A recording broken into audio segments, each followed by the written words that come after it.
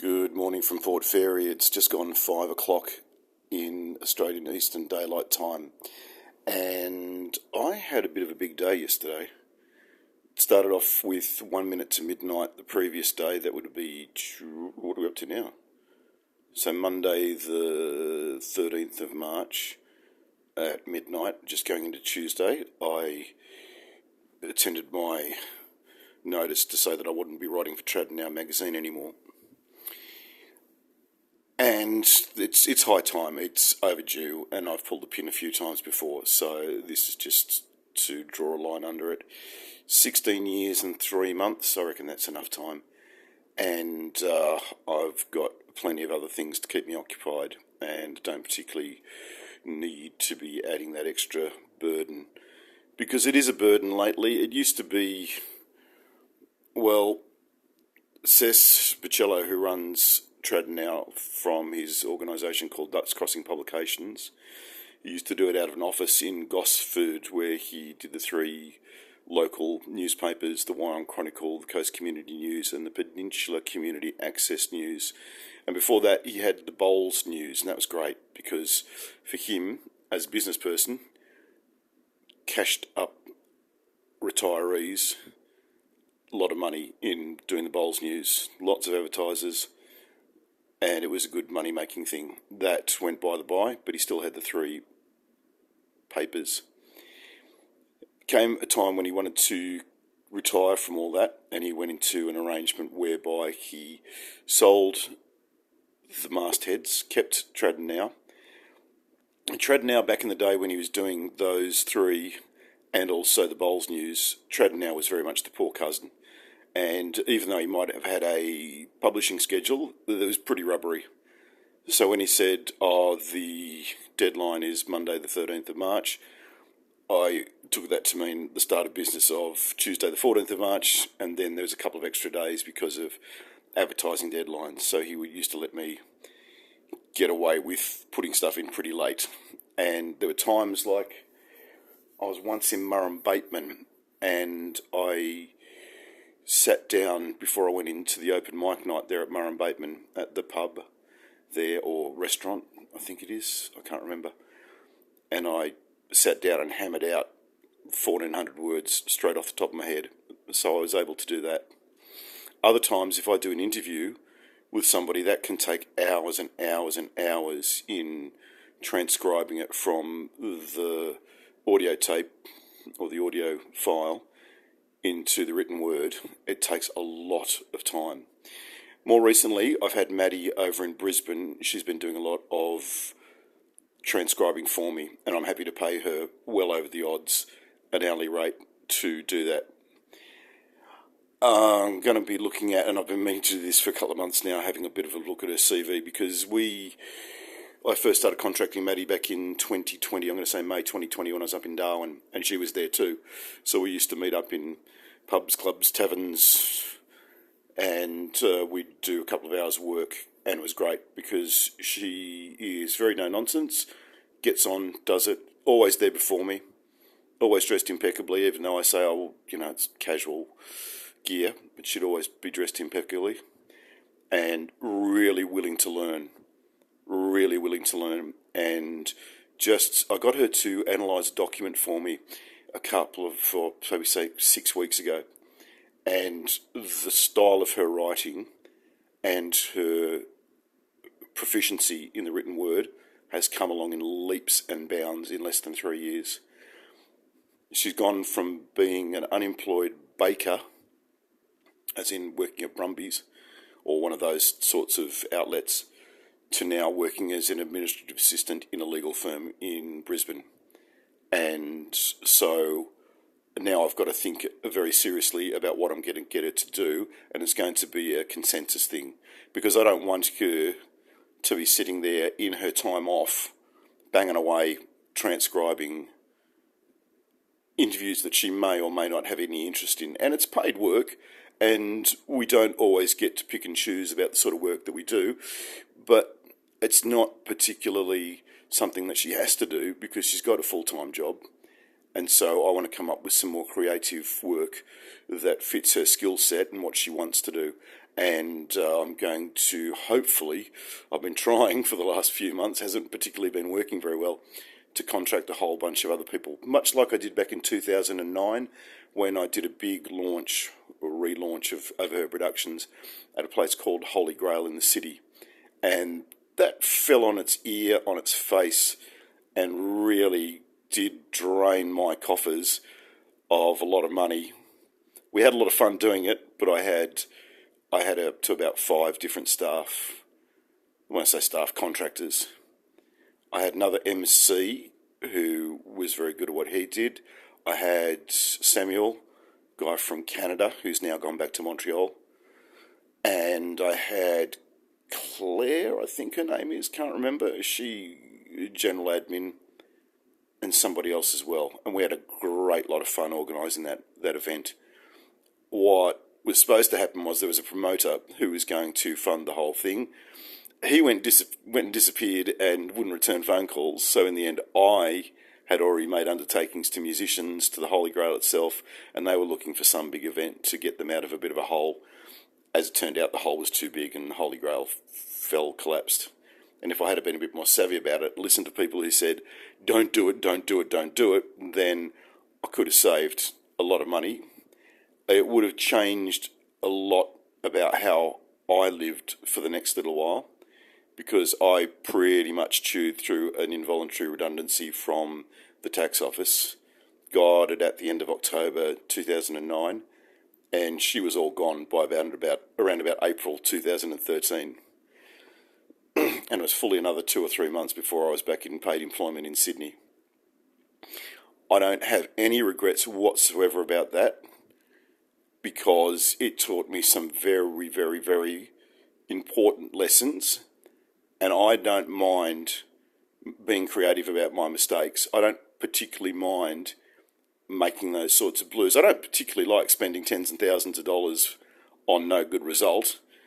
You know, it gets people in employment, it gets money feeding into the economy, it creates experiences, but you can't keep doing that. Otherwise, then you just keep draining your bank account, and that's not something I like to do.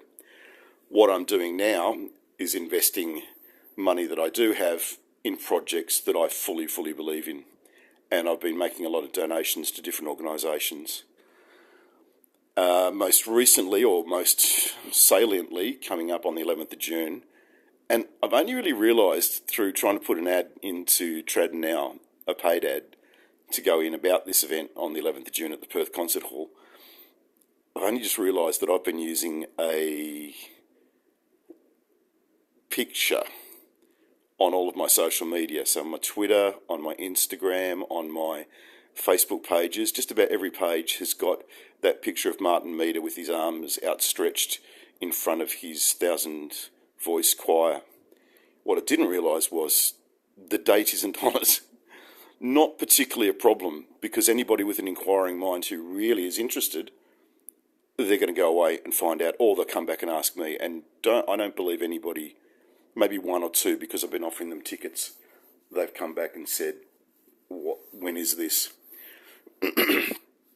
I've got stacks and stacks and stacks of emails between Martin Meter and I about this event, and in at least one of those there's quite specific information about what time it starts, when the interval is, and when it kicks off again and when it finishes. So it's not going to be a late night, it's a school night, 11th of June, Sunday, and the next day is, well, I don't know, probably not a public holiday in Perth, but I'm going to say it's probably a public holiday elsewhere. I think it's the King's birthday long weekend. Get it right. So I am one of the sponsors. I'm not going to say the major sponsor. I'm one of the sponsors, and quite specifically, I'm funding the production of about 1,700 T-shirts. So that's happening, and I've already made a 50% plus deposit on that. I also want to speak with them. I had said to them I'll come in and have a look, because I want to get some stuff done for myself, so maybe we can get it all done together. So I still haven't put in my own size. It's been there, and I keep meaning to do it, but lately, all these things that I want to do, all I have to do is pick up a device and open up a browser or open up an app, and straight away I get distracted. A little magpie, something shiny, takes my attention away, and off I go. And days and weeks can go by, and oh yeah, still haven't put in my t-shirt size. Better get onto that. So now a couple of things about yesterday. Not only did I resign on midnight on Monday, the 13th of March, but I also had a few things to say to a few people, and I'm going to say I dropped some truth bombs and I also dropped some F-bombs. I don't resile from any of that. I'm an adult. I'm allowed to swear. We don't have free speech in this country, but I have the ability to say what I'm thinking and what I believe. But when you speak freely, anything you say has consequences. I fully accept the consequences of what I do and what I say because I'm an adult and I've got free choice. Where I struggle and why I'm ditching a lot of musicians and not following up on some work, some interview stuff, is because, you know, the old thing about insanity, doing the same thing, expecting a different result. Well, I keep hoping, don't know what that is, I keep hoping that musicians, artists, venues might share a little bit of love and that they might react, comment, post, do anything about something on my social media that is not directly of their own self-interest. Because, and I see this time and time and time and time again, artists, venues, musicians, festivals, a lot of them are very laser focused on getting their own stuff out there. They're really laser focused on preaching to the choir about putting more and more material out there and thinking, well, if I put all this stuff out there, it's going to get an increased audience. It's going to get bums on seats. It's going to get tickets sold. Well, yeah, possibly. But after a while, if you're only going back out to the same people again and again and again, you are preaching to the choir. You're preaching to those people who are already converted. And I have been for years and years and years prosecuting this cause that when you collaborate with others, when you pump up the tyres of other people, when you specifically go out there, look for stuff that is of interest to you and that you like and that you can genuinely put hand on heart and say, wow, this is a band that Bill's written about from America or from England or from Kickatinalong. As soon as you start collaborating, you start to get cross-hatching because you start to reach into their audiences.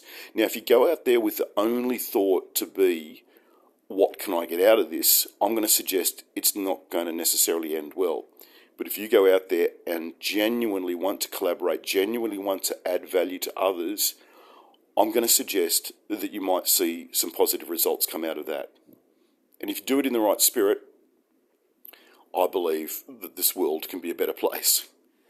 So, on that basis, I had a few things to say to a few people, and some of them were fairly terse. And people can leap to assumptions, and I'm sorry, musicians, but typically you do. Typically, you're a little bit introverted, which means that, sadly, you create your own reality, your own version of events, and then you either stick to that like a limpet, or you don't communicate what you believe and carry on, maybe just in 5 degrees or 10 degrees or sometimes 180 degrees in the wrong direction.